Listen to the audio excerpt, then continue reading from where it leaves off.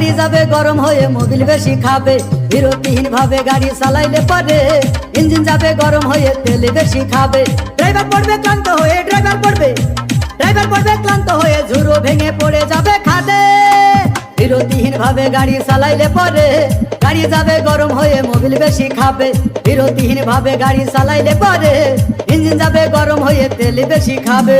এই যে পরেশ চিঠিরাঙা পূর্বপাড়া।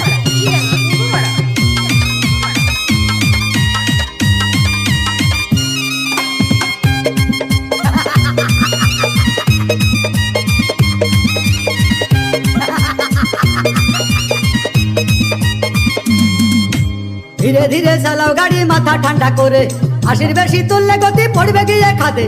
ধীরে ধীরে চালাও গাড়ি ইঞ্জিন ভালো রবে, 80 বেশি তুললে বেশি অ্যাক্সিডেন্ট হবে। 100 কিলো যাওয়ার পরে 100 কিলো